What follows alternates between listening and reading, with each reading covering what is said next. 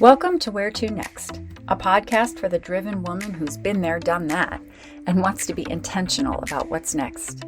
Each week, I'll teach you how to get where you want to go next while focusing on what's working and what's lighting you up. You'll learn to connect and leverage your intuition, acknowledge doubt when it pops up, and have the skills and confidence to keep going. You'll create your next steps with new mindset tools and crystallized wisdom, all while doing life your way and not someone else's, and realizing it's way easier than you ever imagined. Because, my love, living life this way, your way, means the best is yet to come. You are made for this. Thanks so much for being here. Let's dive in. As we start episode 11, today I'm going to give you context with a story. When my kids were 3, they are 13 now, Christmas morning was beautiful for about 5 minutes, and then it quickly became a disaster. And the reason being, the kids came out of their room in their cute little footy pajamas, and they ran down and they saw the tree, and they gave the dog a roll around because that's what they used to do. And they started opening presents, and we tried our best to pace the opening of the presents. But as you can imagine, 3-year-olds are pretty excited for Christmas morning because it was really the first time that they were into it, understood kind of what was happening.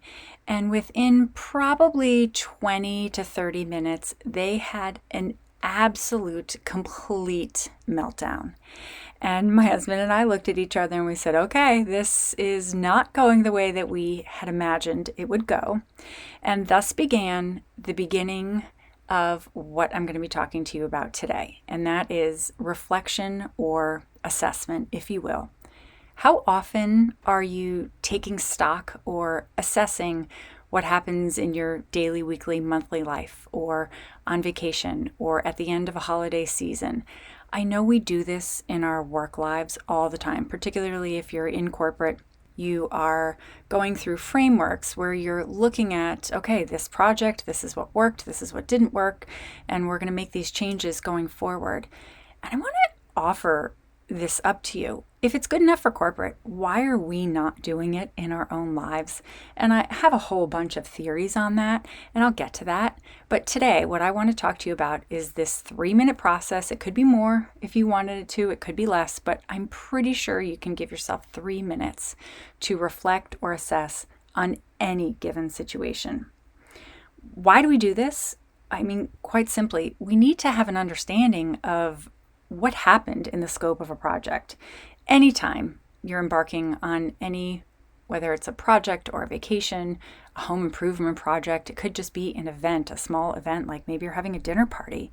There are going to be moments that hit high, and there are going to be moments that maybe didn't, and you're going to want to know how to work through those and what to adjust for next time. Because most of what we do in our daily lives or over the course of time is pretty much the same. I would imagine when you go on a trip, you're not going to the same places all the time, but you pack mostly the same things. Obviously, if you're going skiing, you've got different things than if you're going to the beach or you're going hiking, but basically the same thing. If you like to entertain, you're doing, again, basically the same thing. And the rhythm of our life is pretty consistent. So when you can kind of hone in on this assessment process and see what's working in one area, you can very quickly adapt it and apply it to the other areas of your life. Also, there are always going to be choke points or sticky moments or parts of any process that just flop or don't go as well as we expected, or maybe they come up, they arise without us knowing, and we have to sort of work through it on the fly. Well, this assessment process will teach you how to not only get better at navigating those tricky moments, but dealing with them so the next time they happen, you can plan ahead. This is very quick, like I said, 3 questions that you can ask yourself at any moment in time, at the end of a day, at the end of a week, at the end of a month. I do this actually on a weekly and monthly basis, not so much on a daily basis anymore, but I always do it after events. I have a big Christmas Eve dinner that is sort of my one of my big things I love to do over the course of a year. And it is a super special night for me and our friends and our family. And at the end of the Christmas season, I spend a little bit of time and I reflect, okay, what went well over those past 6 weeks? That's the first question. What went well? What worked? WW. What didn't work? What was a flop? What got missed? And what can I do differently next time? So let's dive deeper into each of these questions. The reason why we start with what worked first is for a very simple reason. It calms our brains down. It gives our brain a settling point. It says, okay, we're going to anchor into what works, because guaranteed, if you're assessing whatever situation you're assessing, you've got a bunch of things that quickly come to mind that didn't work. But when you can focus on what works first, it sets the stage. You become more objective. You slow down. You teach your brain that way more is working than you actually realize. You're able to be objective. When you focus on what doesn't work, it's very subjective, right? You might say it was a disaster. Somebody else might say, oh my gosh, that was just a hiccup. But the successes are fairly objective. And then I want you to celebrate those successes because they matter. We go through life and our brain, as we know, I talk a lot about how our brain functions here. It is designed to find the negative, because when your brain is searching for the negative, it believes that is what's going to keep you safe. So, no, we're not going to do that. That's dangerous. Sends up a signal, and then you don't do it. But for most of us in our daily lives, we're not in imminent danger. So we start with what's working, the WW. And then we move on to what didn't work. So now you've come out of this phase of your brain being calm, and then you can more objectively go into what didn't work. You're probably going to have a few things that didn't work for any given situation. In this particular case, if I go back to that Christmas morning when my children were 3, what didn't work? Well, the way we opened presents. That was definitely, we needed to figure that part out. And when you can hone in sort of on one area, you can maybe look at other areas. What in that moment specifically didn't work? Maybe didn't want to put them all out at one time, or we wanted to, however, you kind of know where I'm going. I want you also, when we're talking about the what didn't work, I want you to focus on the facts. Your brain loves to spin stories and creates drama. I mean, so much drama, llama mama up there. This is where you are going to need to catch yourself and stick to exactly what happened. Children opened gifts. They started crying. Okay, you could go in, yes, I did just exacerbate and say it was a meltdown and it was a disaster. Was it really? No. But at that moment in time, see, when we spin in our story, we create a whole bunch of drama. So stick to the facts. Also, when we're going through this what doesn't work process, at the end of it, the whole reason why we do this is because you're wanting to minimize your stress going forward. If you don't know what works now, well, then you can go problem solve for the future. Ultimately, it's going to save you time. It's going to save you energy. It's going to save you resources, whatever that is. Maybe it's money, maybe it's actually hard materials. And it creates a whole bunch of ease and comfort and empowerment that, wow, we know this situation might come up and we're going to plan for it. Now, what are we going to do differently? This is where you get to be a little creative. And to be honest, you do not need to be the most creative person on the planet. A lot of times the situation will present itself. And as you're going through what worked, what didn't work, and what can I do differently, the answer is going to be so super obvious. You list all the things. You list all of the possibilities. This is where it can be helpful if you want to do this process with a partner, with your significant other. I've looped my kids in on situations like this before. Certainly, when you're in a professional setting, the whole team is involved in this sort of debrief process. And then there is going to be a part where if other people were involved in the situation, you will want to say, well, this person didn't do this person didn't do that. That may or may not be the case.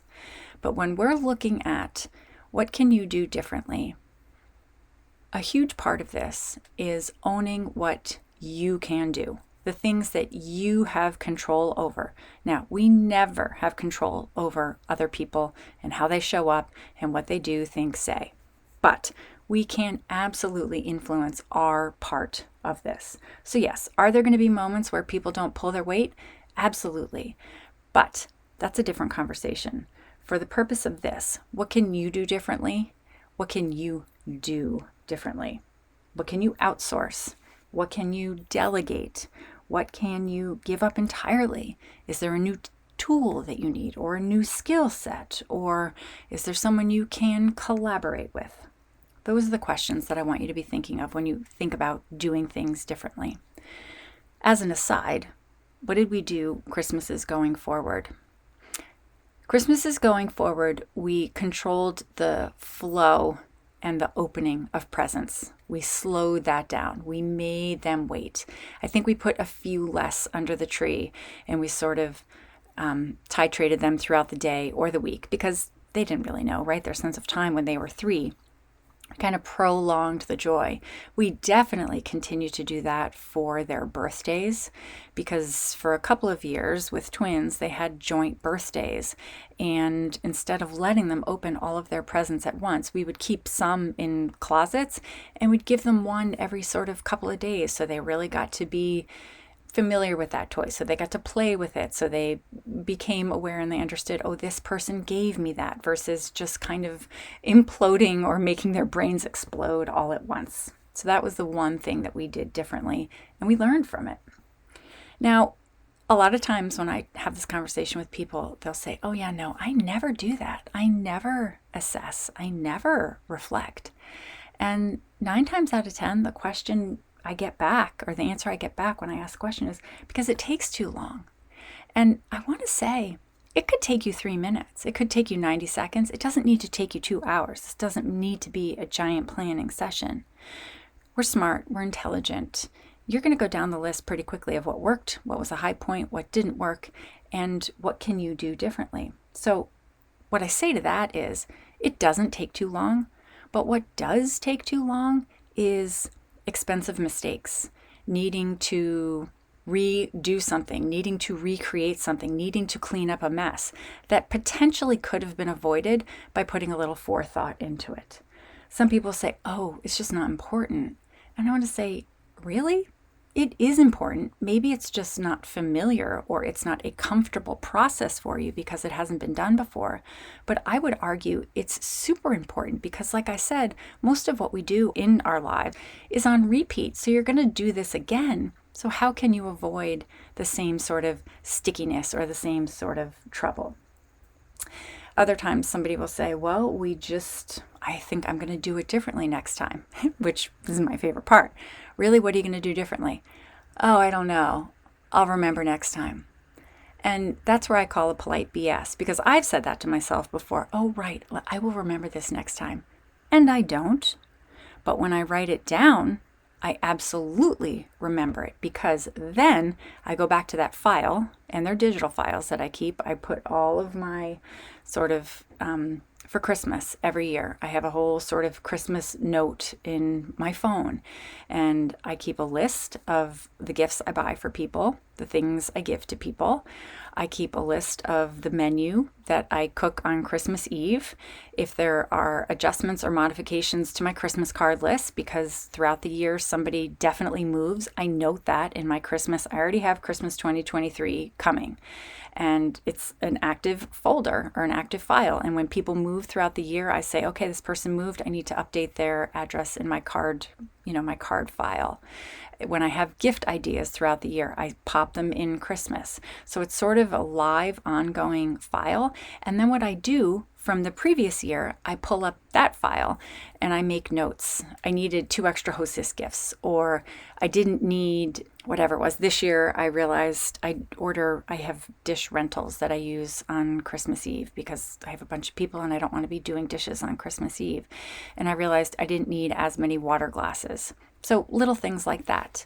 But all that's to say, you won't remember next year, because our brains are just, quite frankly, overloaded.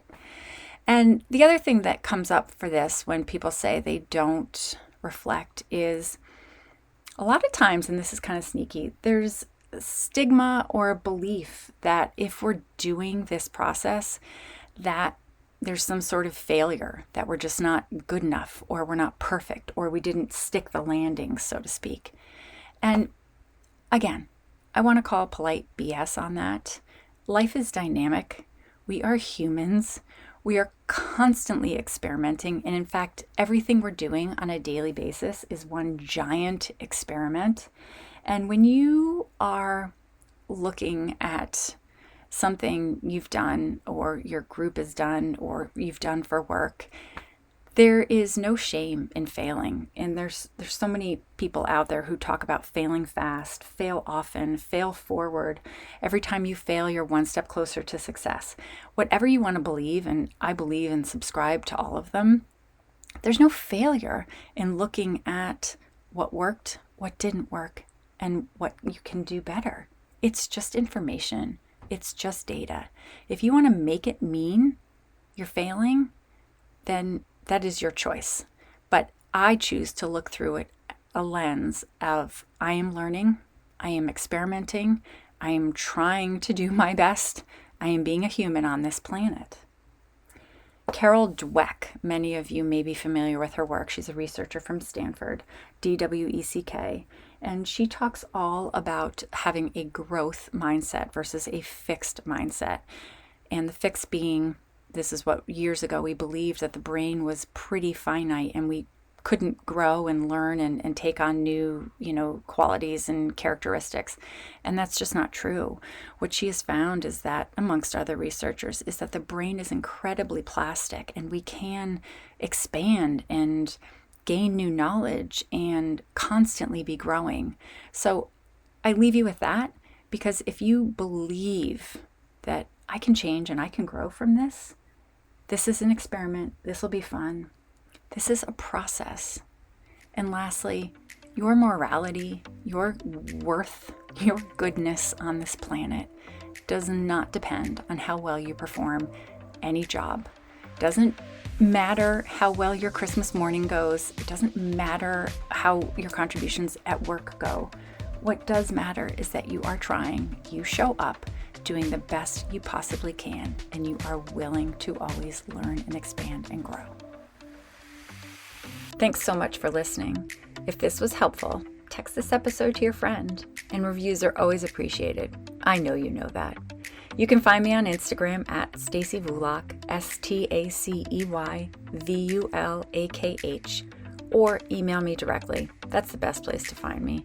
hello@staceyv.com. Definitely grab the link for my weekly note in the show notes below. And remember, until next time, you're in charge. Where are you going next?